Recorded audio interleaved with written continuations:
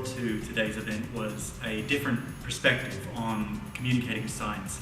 And that instead of being verbal, the verbal ways we explain science through written language and through communication and social activities, I looked at the visual descriptions, the visual presentations of science. What I found through creating visualizations of science is that the public has an enormous appetite.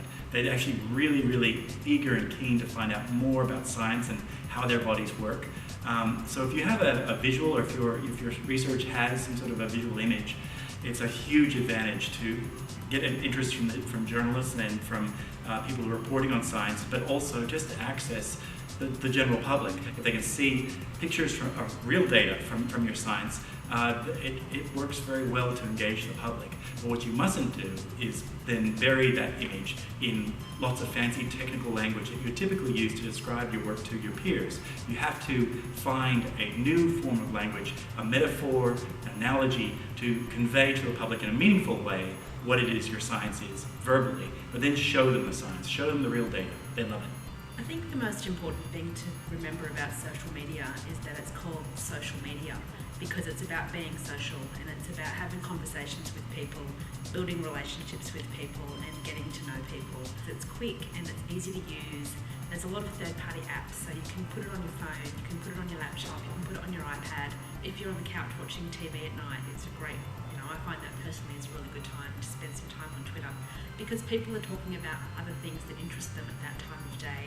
It's not all work related, and when you talk about things that are of interest to you, that's a really great way to be building relationships with people who might then have a business, who you then might have a business relationship with further down the track.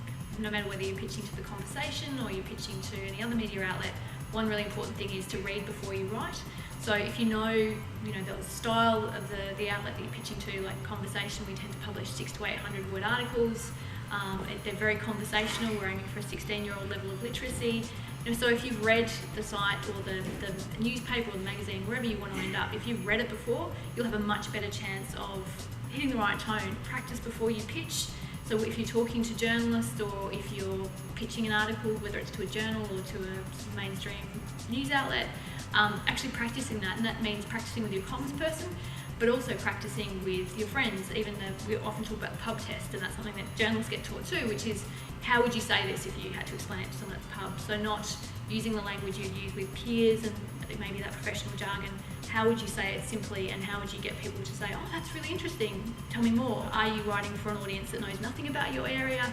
Are you writing for, if you're writing for a journal, for instance, you can assume a fair bit of knowledge, whereas if you're going to be talking to the project on Channel 10, you have to make sure that you can relate it to something that the audience might be able to understand, or give simple examples, and know that you're only going to get a tiny window of time to tell your story. And even in print, whether it's online or in a newspaper, knowing that first sentence, even the headline, will make all the difference to someone even bothering to read about your work. So being able to grab their attention and then hang on. So you want to be able to tell your story really simply.